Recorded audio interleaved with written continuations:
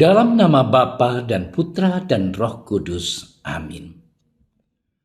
Allah yang Maha Kuasa, Engkau telah memberi kami sabdamu sebagai lampu penuntun langkah kami dan obor penyuluh jalan kami. Lewat Roh-Mu yang kudus, berikanlah kami telinga yang rela mendengarkan dan hati yang ingin tahu kehendak-Mu, supaya kami dapat menikmati sukacita dalam firman-Mu. Demi Kristus sabdamu yang hidup dan berkuasa, bersama Dikau dan Roh Kudus, kini dan sepanjang segala masa. Amin.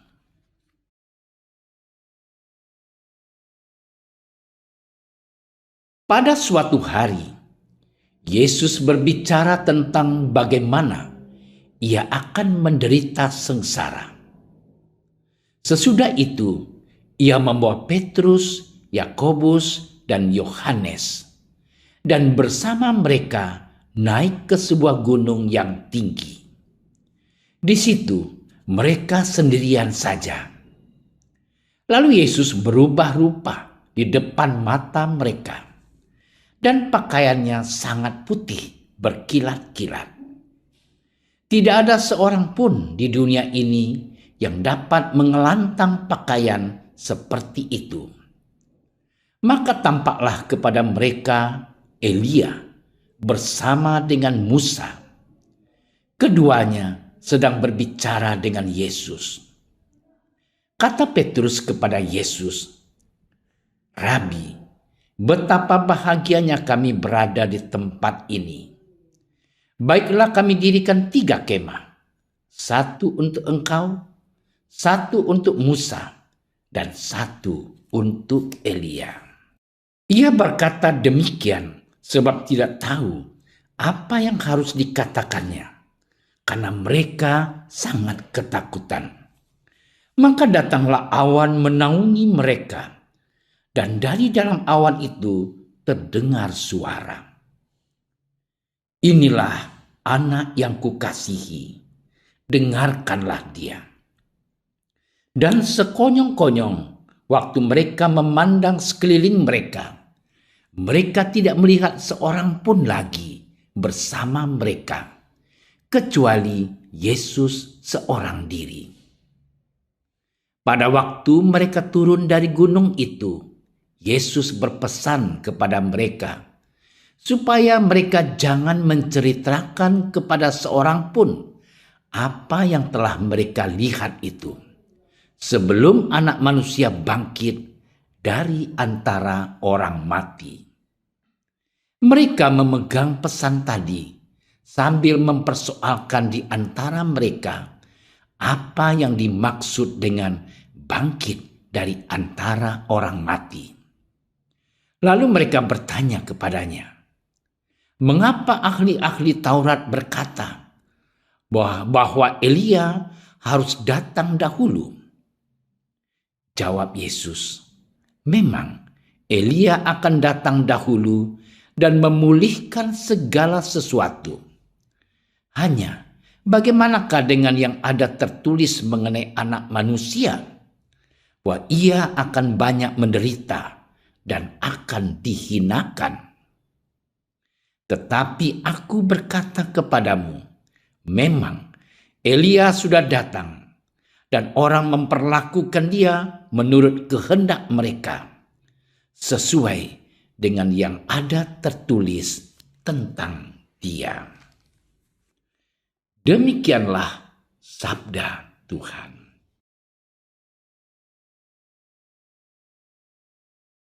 Saudara-saudariku yang terkasih, pada bacaan pertama hari ini, Yakobus mengingatkan kita agar kita menjaga lidah atau lisan kita. Yakobus mengatakan, walaupun lidah anggota kecil dari tubuh, namun dapat memegahkan perkara-perkara yang besar. Dan lidah itu seperti api yang dapat membakar apa saja yang dijumpainya. Saudara-saudariku yang terkasih, Injil hari ini juga mengisahkan pesan menjaga lidah kepada murid-muridnya. Pesan itu diberikan ketika Yesus membawa Petrus, Yakobus, dan Yohanes ke atas gunung. Mereka melihat Yesus berubah rupa, berpakaian putih berkilat-kilat. Dan mereka juga melihat Elia dan Musa bersama-sama dengan Yesus. Ketika mereka turun gunung, Yesus berpesan kepada mereka supaya tidak menceritakan apa yang mereka lihat sebelum Anak Manusia bangkit dari antara orang mati. Saudara-saudariku yang terkasih, dari kedua bacaan hari ini jelas mengingatkan kita untuk menjaga lisan atau perkataan kita, menjaga rahasia, menjaga pesan. Kita diajak untuk menggunakan lidah kita dengan baik. Kita harus sadar bahwa tubuh kita adalah bait Allah. Maka semua anggota tubuh kita harus kita gunakan untuk kemuliaan Allah. Jika berkaca dari pengalaman orang-orang yang tidak bisa menjaga lisannya, maka pantaslah ia menerima hukuman sesuai dengan yang diperbuatnya. Saudara-saudariku yang terkasih, kita sebagai pengikut Kristus hendaklah menjaga lidah kita dan menggunakannya untuk mewartakan kasih Allah kepada sesama kita. Sebab dengan demikianlah kita layak disebut sebagai tubuh mistik Kristus. Semoga lewat permenungan hari ini kita semakin mampu melihat diri kita. Semoga kita semakin mampu menggunakan anggota tubuh kita untuk kemuliaan Allah dan untuk membantu sesama kita. Tuhan memberkati. Ya Tuhan yang berbelas kasih, semoga Engkau menaungi kami untuk menjaga hati dan lisan kami, agar kami tidak menyakiti hati sesama kami, namun kami gunakan untuk kemuliaan nama-Mu dan untuk sesama kami menjadi sarana bagi kami untuk menghibur dan memberikan yang terbaik. Amin. Kami berdiri di hadapan-Mu, ya Roh Kudus, pada saat kami berkumpul di dalam nama-Mu. Bersama-Mu sendiri yang membimbing kami, membuat diri-Mu nyaman berdiam di hati kami. Ajarilah kami jalan yang harus kami tempuh dan bagaimana kami harus mengikuti jalan itu. Kami lemah dan berdosa. Jangan biarkan kami mendukung kekacauan. Jangan biarkan kebodohan menuntun kami ke jalan yang salah. Jangan pula keberpihakan mempengaruhi tindakan-tindakan kami. Kiranya kami menemukan di dalam Engkau kesatuan kami, agar kami boleh berjalan bersama menuju kehidupan abadi dan tidak menyimpang dari jalan kebenaran dan apa yang benar.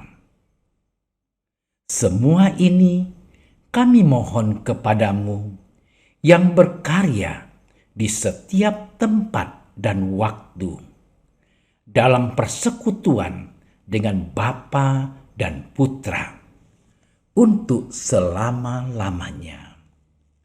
Amin. Bapa kami yang ada di surga, dimuliakanlah namamu. Datanglah kerajaanmu. Jadilah kehendakmu di atas bumi seperti di dalam surga. Berilah kami rezeki pada hari ini, dan ampunilah kesalahan kami, seperti kami pun mengampuni yang bersalah kepada kami. Dan janganlah masukkan kami ke dalam percobaan, tetapi bebaskanlah kami dari yang jahat. Amin. Salam Maria, penuh rahmat, Tuhan sertamu. Terpujilah engkau di antara wanita, dan terpujilah buah tubuhmu Yesus. Santa Maria, Bunda Allah, doakanlah kami yang berdosa ini, sekarang dan waktu kami mati. Amin. Kemuliaan kepada Bapa dan Putra dan Roh Kudus, seperti pada permulaan, sekarang, selalu, dan sepanjang segala masa. Amin. Dalam nama Bapa dan Putra dan Roh Kudus. Amin. Terima kasih sudah menyaksikan renungan hari ini. Jangan lupa like, subscribe, dan aktifkan tombol loncengnya agar Anda yang pertama mendapatkan notifikasi updatean renungan harian dari Komsos Keuskupan Padang. Dan bagikan ke sosial media agar saudara-saudara kita dapat mendengarkan dan merenungkan firman Tuhan.